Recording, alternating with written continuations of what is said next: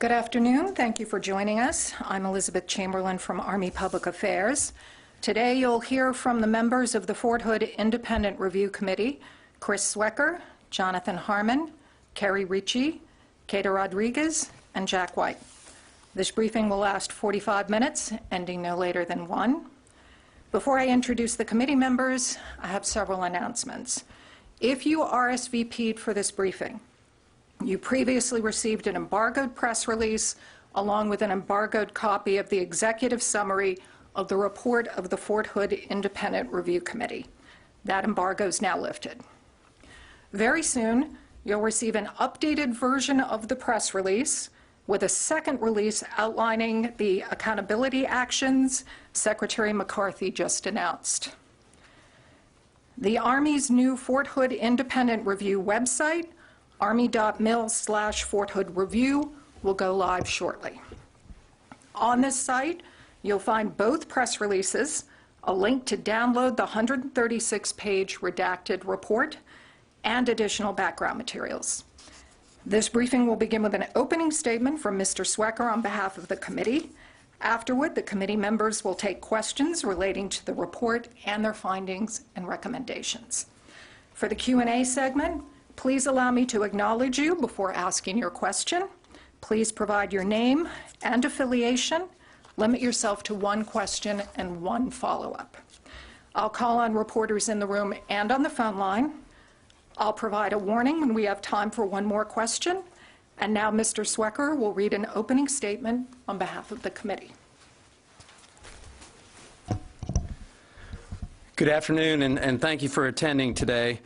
My name is Chris Swecker. I'm the chair of the Fort Hood Independent Review Committee. I'm a practicing attorney in Charlotte, North Carolina. I'm also of counsel with Miller Martin out of Tennessee. And I'm retired from the FBI after 24 years, retiring as assistant director of the FBI.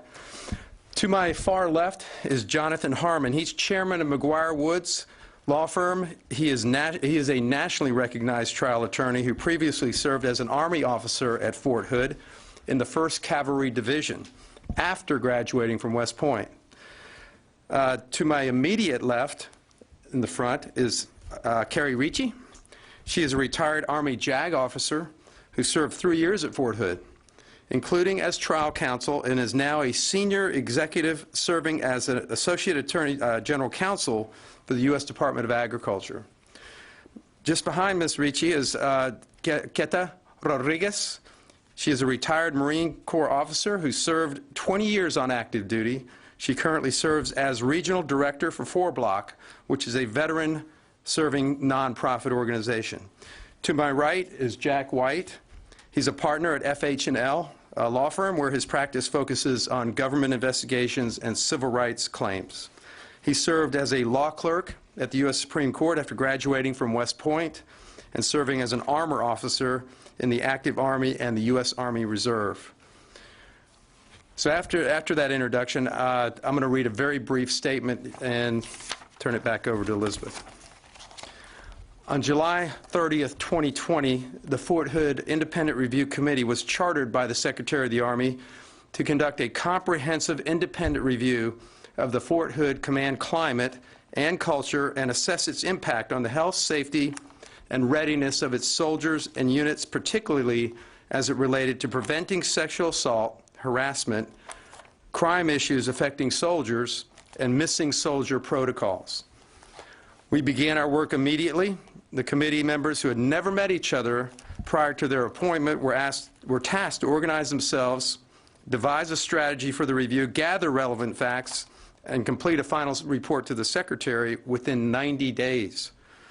All of the members have day jobs with significant responsibilities. We couldn't cast those aside. However, we accepted this appointment based on our shared belief that an independent body could indeed assess the serious issues at hand and, if necessary, provide a roadmap towards constructive change.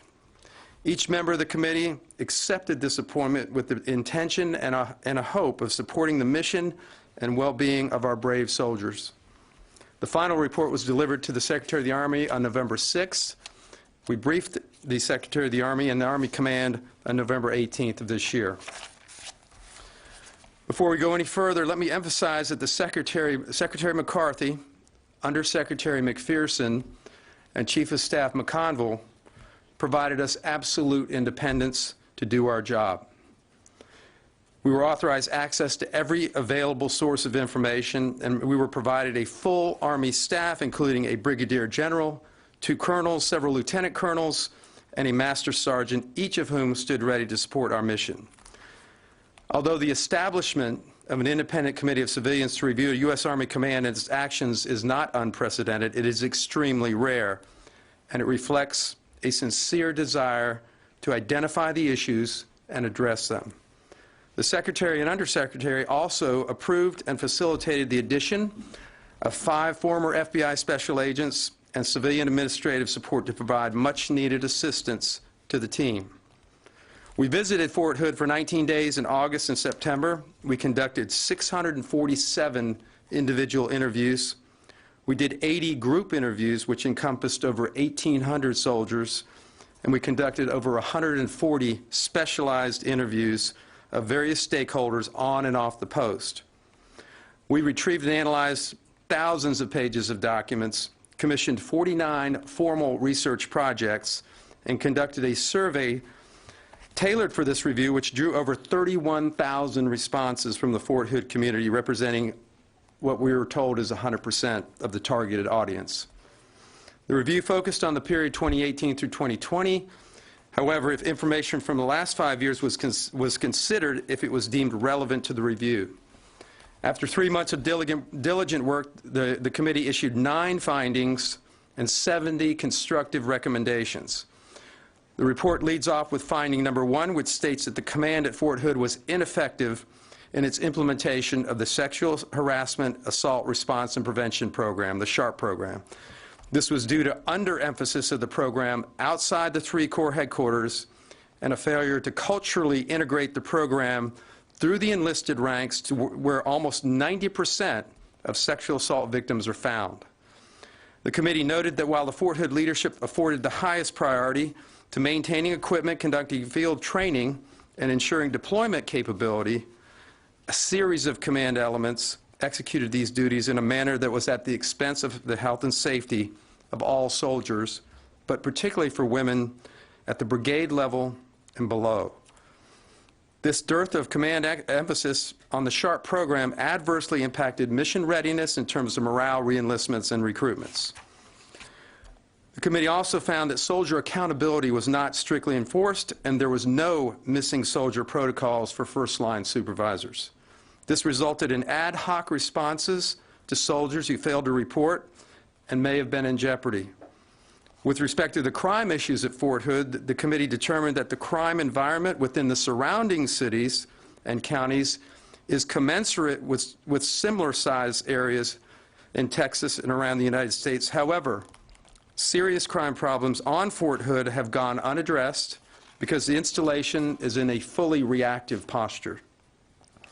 Leaders across a series of commands failed to use best practices in the areas of public safety to develop and execute crime suppression strategies.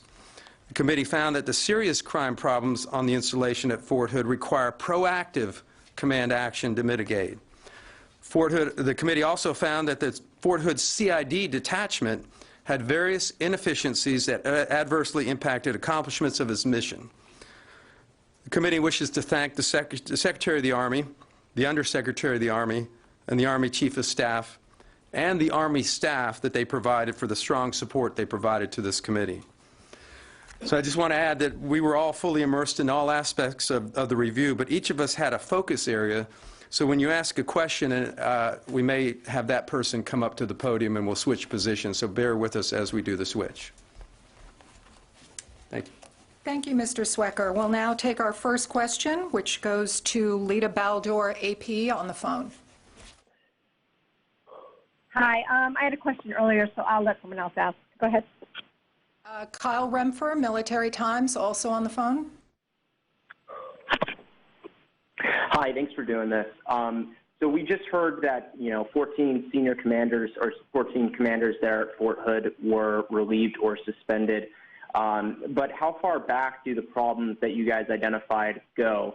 Is this something that just developed in the past 12 months, or does this extend, years back here? How long has this been in development? Well, I'm going to refer to the report. We look back as early as 2014. There were issues that were called out. If you look at it in terms of risk management, it became a known risk very early in the process.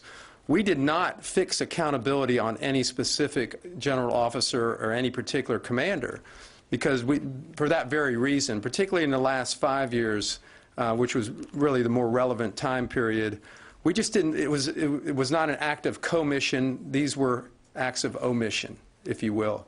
These were things that were not done. These were not things that were done that were to the detriment of the soldiers, particularly the female soldiers. Does anybody else want to add to that? Okay, next question. Haley Britsky. Thank you. Haley Britsky with Task and Purpose.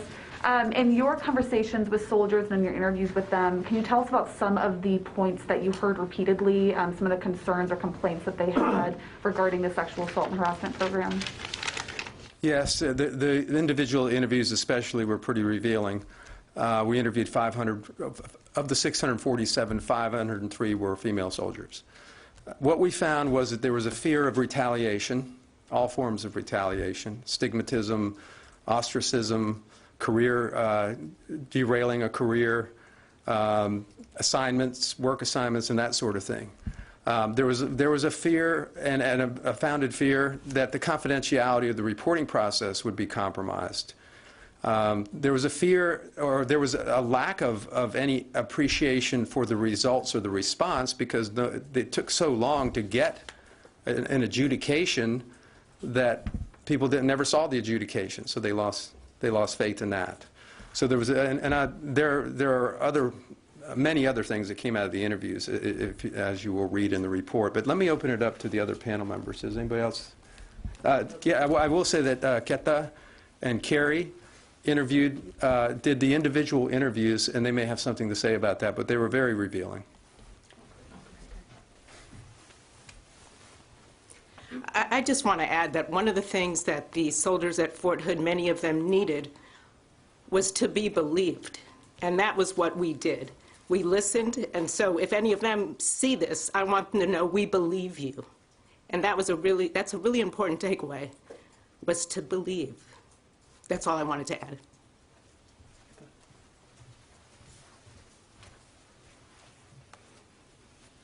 As Mr. Swecker just stated, I spent the bulk of my time during the course of our time at Fort Hood interviewing these individuals.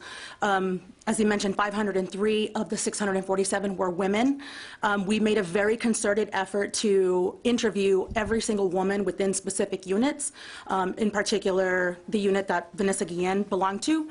And what we did discover was, which was one of the really shocking elements or parts of the interview period, where the number of unreported sexual harassment and sexual assault incidents. Of the 503 women that we interviewed, we discovered 93 credible accounts of sexual assault. Of those, only 59 were reported. And we also found 217 unreported accounts of sexual harassment.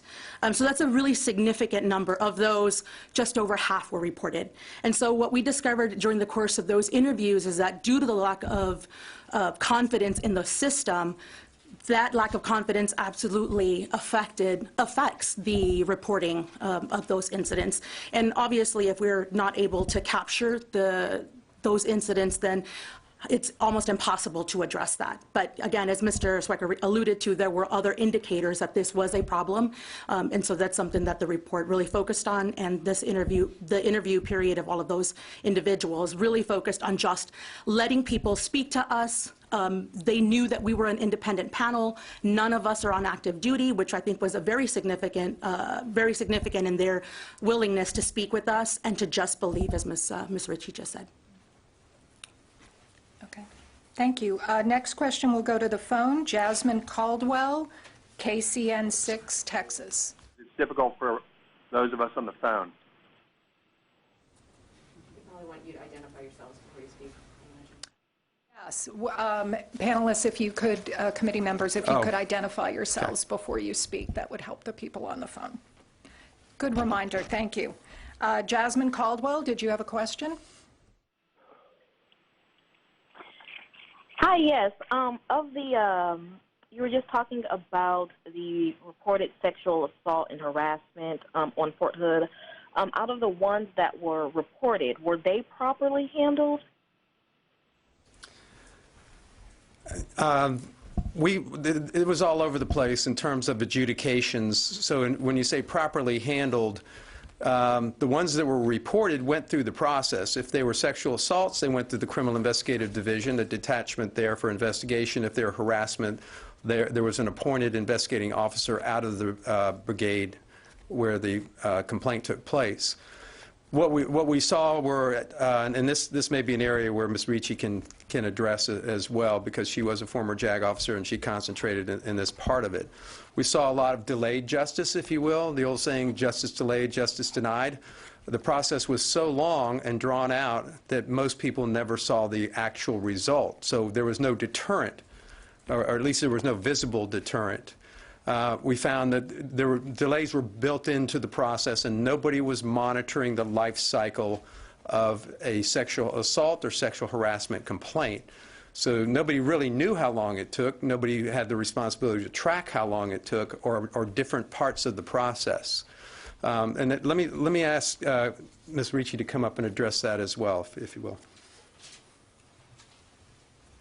Sure. I don't have too much more to add. I will say that at Fort Hood, they have really organized themselves well to prosecute sexual assaults. They're not the easiest cases to try, and they have some expertise.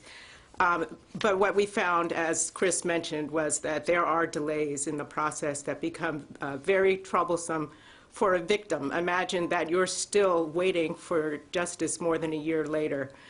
So I can't really add too much more. It's all in the report, but we did find some areas where improvement could be found. Okay. Yes, go ahead. Yes, I'm Therese Garnier with Newsy. I've followed this issue a lot as far as sexual assaults in the military, and one of the things that I found when I've interviewed different survivors and also former OSI agents were one of the issues was they keep changing those who are investigating it. So you have one person who investigates it, and he's like, oh snap, I have to deploy. Let me pass this documentation to someone else. Now they have to pick it up. They're new to it. They don't know the case. And a lot of times that's what's dragging it on. And also a lot of evidence is being lost because of it. So what are you guys, do you recommend ways to fix that issue where you're not having multiple people investigating the same issue and just kind of passing it off from one person to the next? And so the report is very detailed about the criminal investigation divisions and recommendations, and on that I will have Mr. Swecker continue to talk on that topic because he did a very detailed review. Yes, ma'am. Thank you. So we did indeed look at the whole process. There are different components that have a role. The JAG officers have a role. CID has a role. What we found within CID, and this may not be just at Fort Hood, is that they were using Fort Hood as a training ground for CID agents. High turnover, fairly chronic understaffing throughout the time period that we looked at, and inexperience. So of the 45 special agents assigned there were probably about 35, I think we determined, that were actually working cases. Out of those 35, there might have been 3 or 4 that had more than 2 years of experience. So they were rotating through. They were coming out of Fort Leonard Wood, going straight to Fort Hood, uncredentialed apprentice agents, and then within 2 years they were rotating out very quickly. So to your point, there was a lot of attrition of the case agents and the agents working these investigations. Many of them were overassigned. Some of the investigative tools that most law enforcement agencies have, they didn't necessarily have at their fingertips. Cell phone tracking, mirroring or extracting information from cell phones and mobile devices, which is very critical investigative techniques in today's investigations. They needed more and better equipment and much faster turnover. There were delays in other areas as well. When a pass-off goes to the JAG officers or to the command, military justice advisor, There were delays there in getting an opinion of probable cause. There were delays in getting an assignment of a victim counsel assigned to the victim. So all of that combined and conspired to make it a very long and drawn-out process. Anyone else? Yes, go ahead. Yeah, I'm Cristina Londoño with Telemundo. I was wondering how instrumental was Vanessa Guillen's family in this investigation, and who talked to her? I'm going to hand the podium over to Jack White, who did talk to the family and has some perspectives for you on that.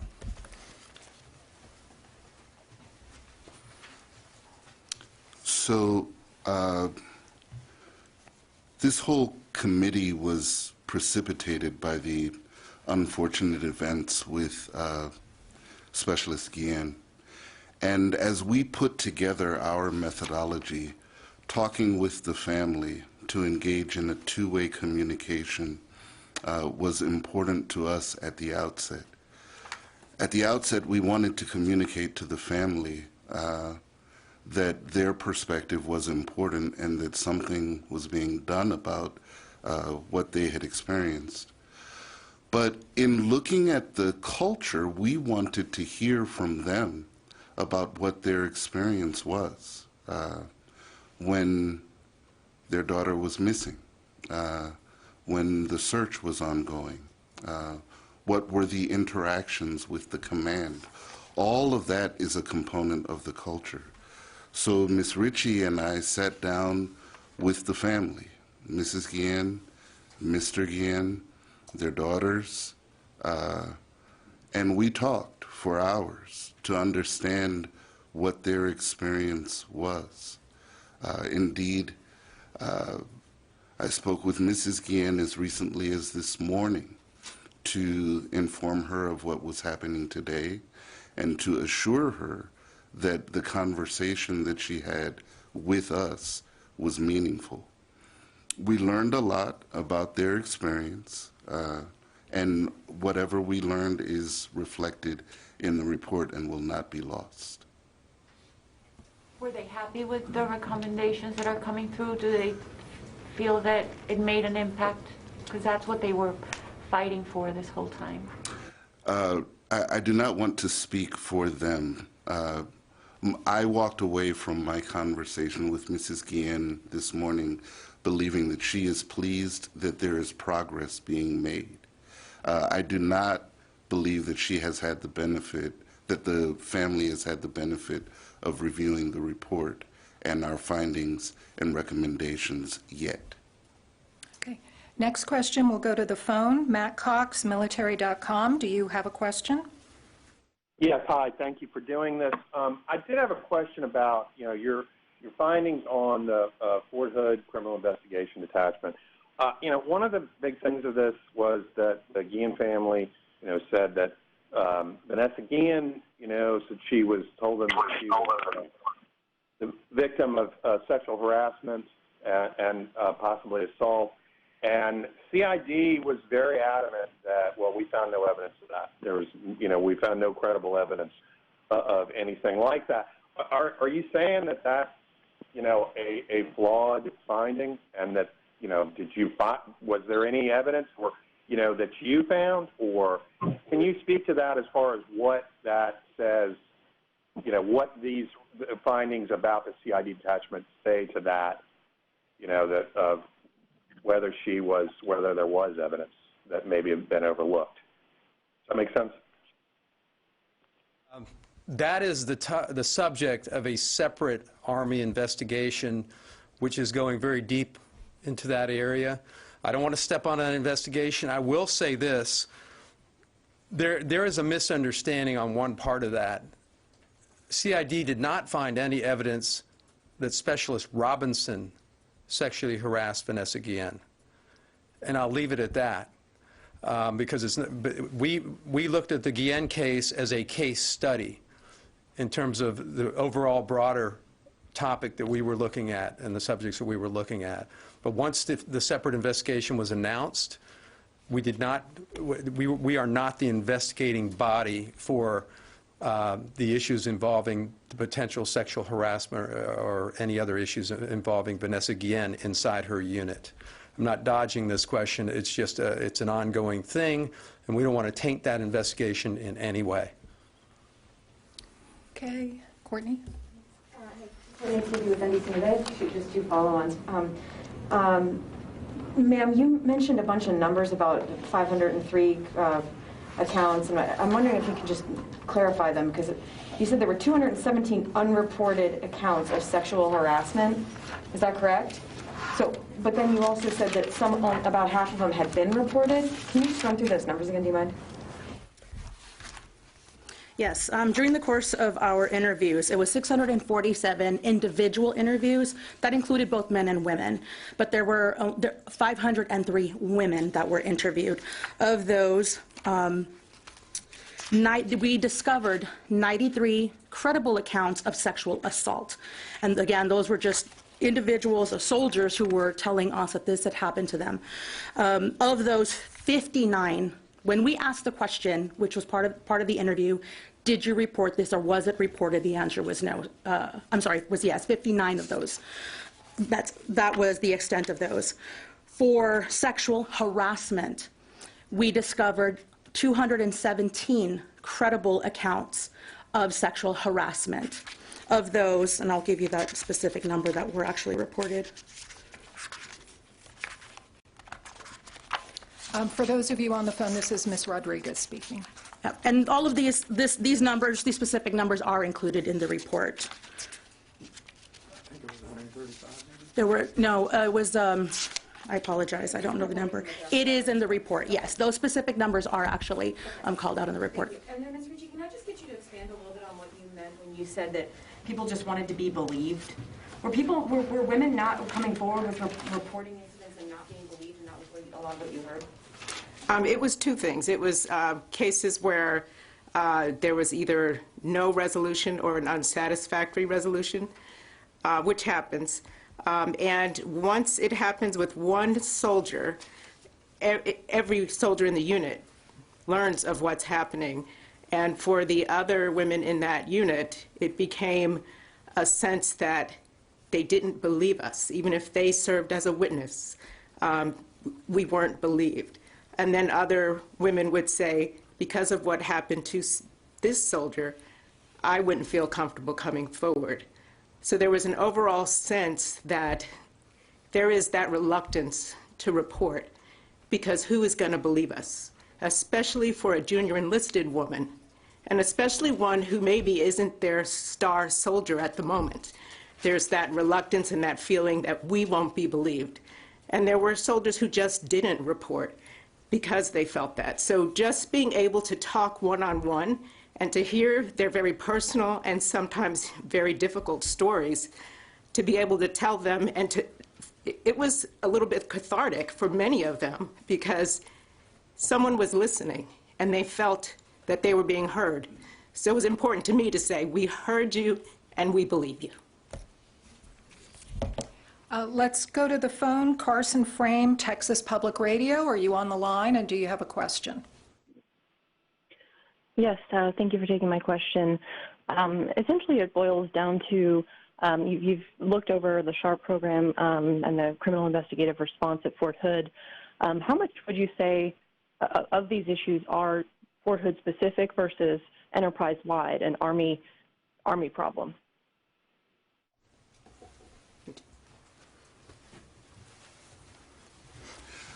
This is Jack White. I'll start here. I'm sure that Mr. Swecker will follow me. I want to start with our charter. Our charter was to look at Fort Hood, and that is what we did. But we are not oblivious to the fact that, you know, this is one Army, and Fort Hood is potentially emblematic of other things going on in the Army. SHARP is an Army-wide program.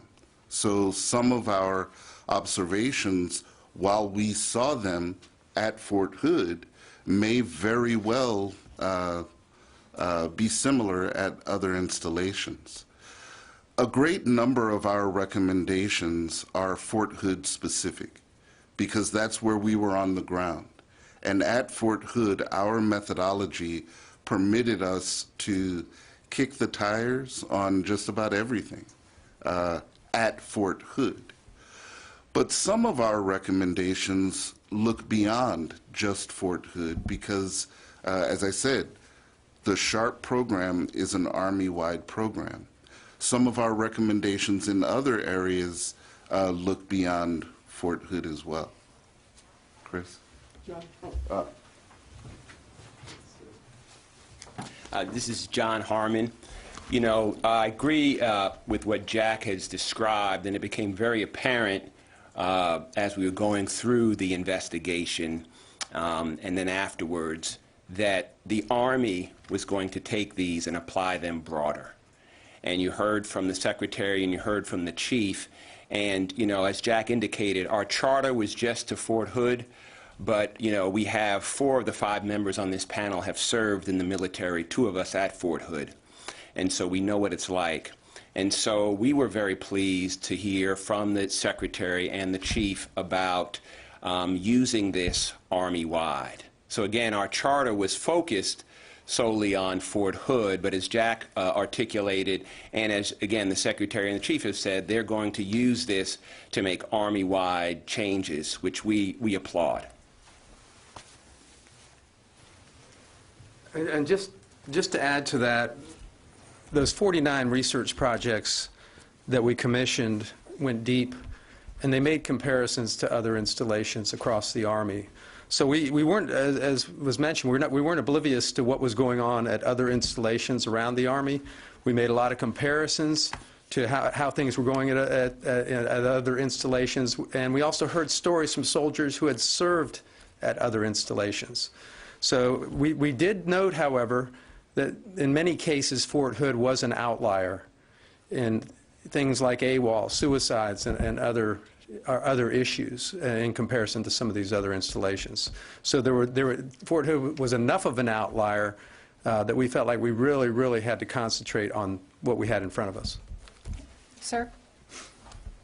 Hi, LPT with the Univision. We're talking about 70 recommendations, and Secretary McCarthy said that he's going to take all of them. I would like to know what the role of this panel will be moving forward for accountability purposes to make sure those changes are implemented. So the People's First Task Force has been established. One of the colonels that we worked with very closely and supported us is the Chief of Staff for that task force. We'll be in touch with him, and he'll be in touch with us. And we will be, in some sense, not overseeing it directly, but we'll be watching the implementation of these 70 recommendations. We didn't expect, nor did we ever think that all 70 recommendations would be accepted. So that's a bit of a surprise, but I think it reflects a willingness on the part of the Secretary, the Undersecretary, and the Chief of Staff to fix things. It was a risk to bring an independent review committee in. We recognize that. We could have gone anywhere and done anything. And we wanted to do this right, and we wanted to do this fairly, and we're very happy with the way the Army has accepted these recommendations as going forward. Next question on the phone, Alex Horton, Washington Post. Did you have a question? Yes, I did. Thank you.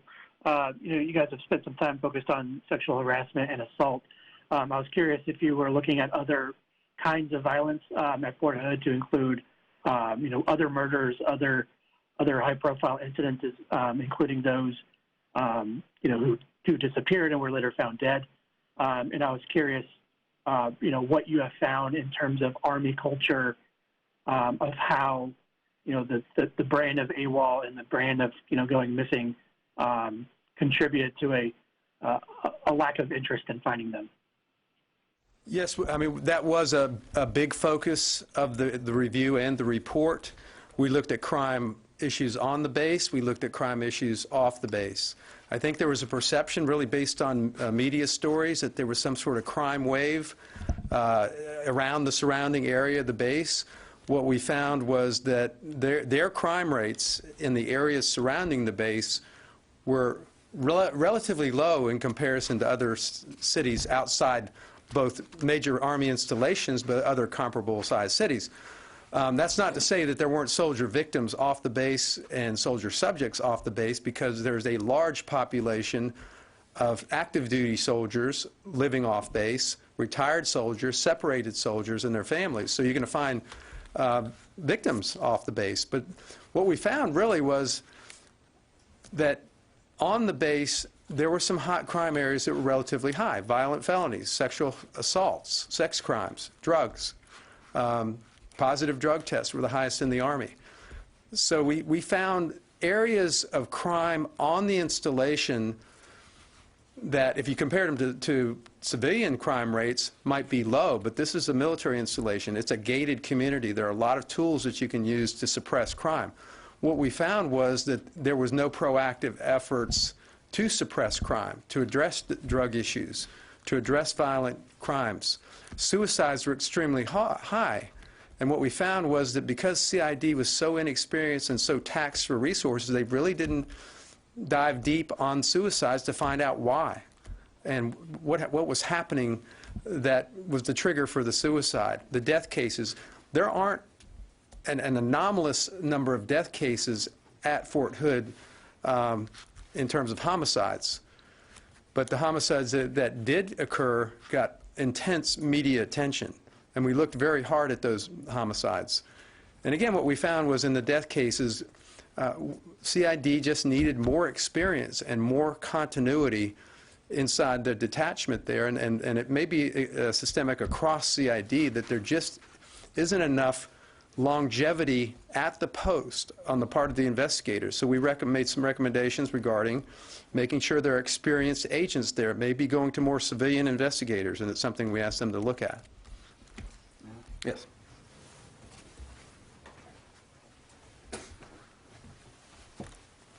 Yeah, this is Jack White, and Chris is speaking to some very valuable information on specific criminal, the viewpoint from a criminal perspective. But something else that we did here is we looked at what is it that leads a soldier to behave in this type of manner.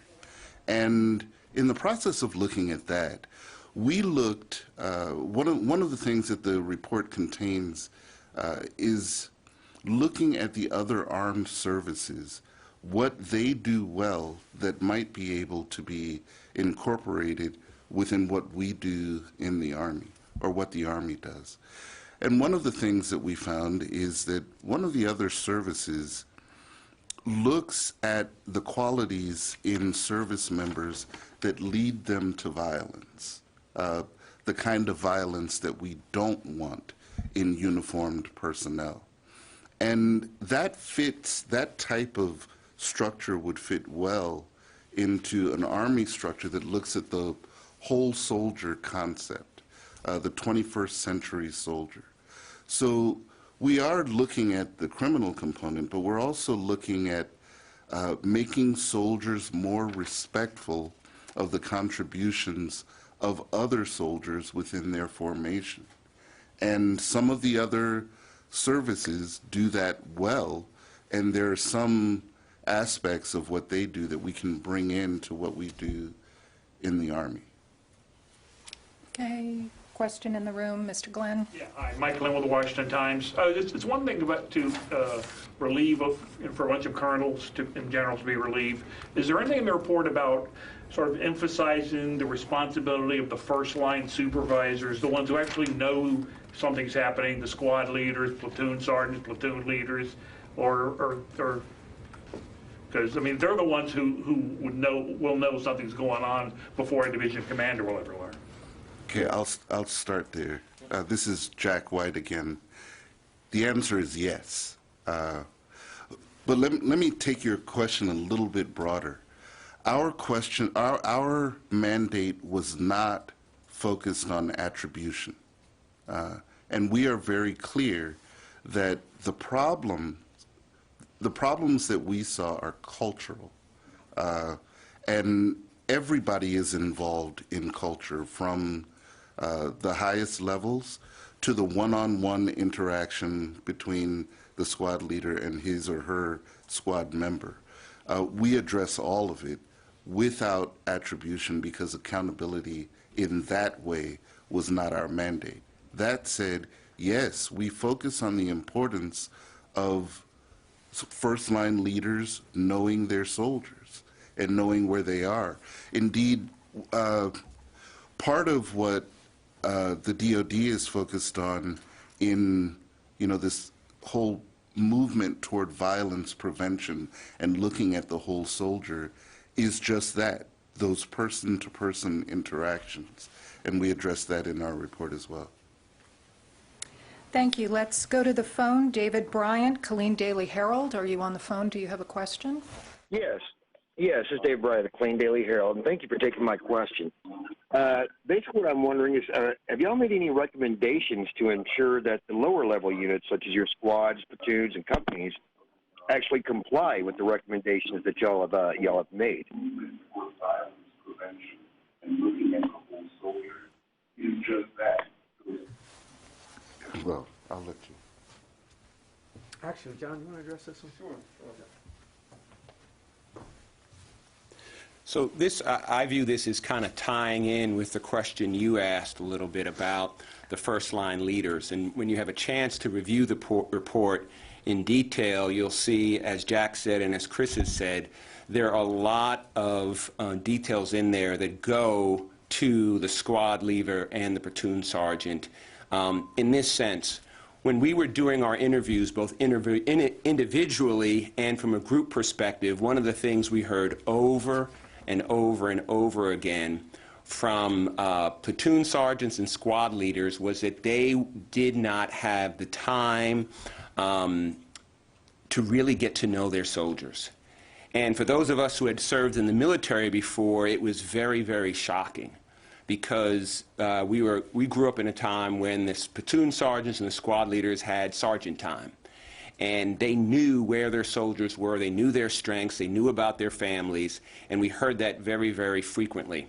So you'll see woven into the report, I wouldn't say that there is a specific accountability line directed right at the squad leader, but as you read the report, you will see that, as Chris indicated, with SHARP and with some of the other programs, they weren't being mandated down to below the brigade level. And that was certainly true with respect to the platoon sergeants and the squad leaders, who, because of the operation tempo, because of the requirements of maintenance and everything else, really were unable or did not take the time, because of all the other requirements and because it wasn't emphasized, to get to know their soldiers.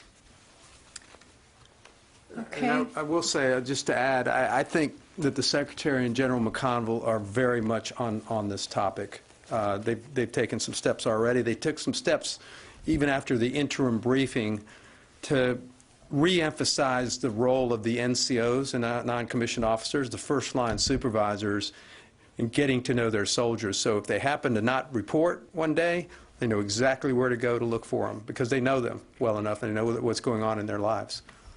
For those of you on the phone, that was Mr. White, followed by Mr. Harmon, followed by Mr. Swecker. We have time for one more question. Sig Christensen, San Antonio Express News. Are you on the line? Do you have a question?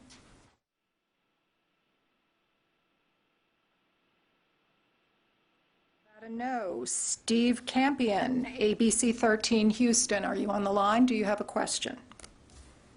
Yes, Steve Campion here with ABC 13 in Houston. We've spoken to a lot of the families of missing soldiers there at the base, including Vanessa's here in Houston, and I wanted to see if you might be able to address this. So many of them have told us when a soldier goes missing there on base, there wasn't a sense of urgency in finding that soldier. It was often seen that this person has gone AWOL.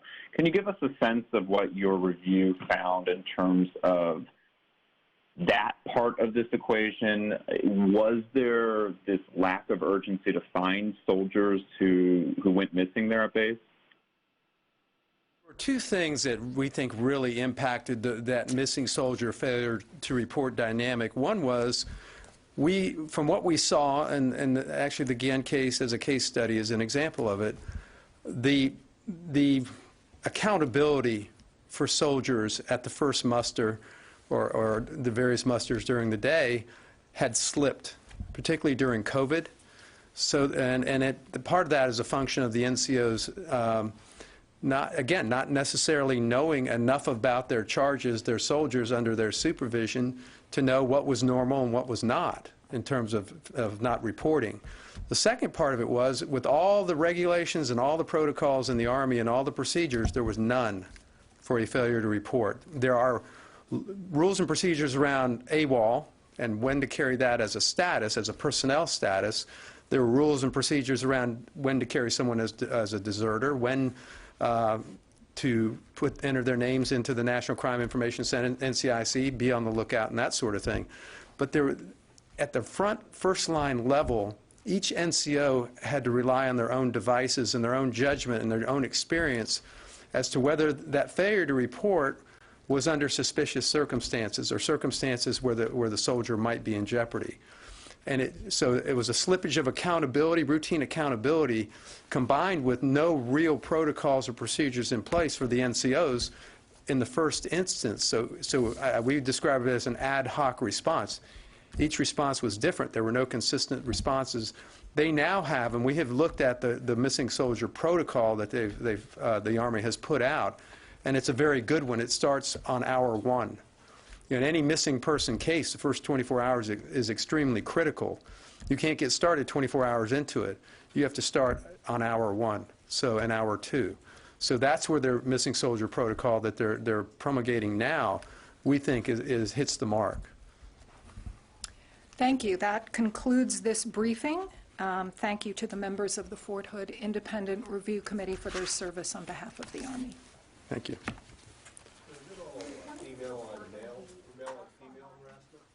Male on female harassment, or was there other type of harassment? It should be. Mostly male on female. Mostly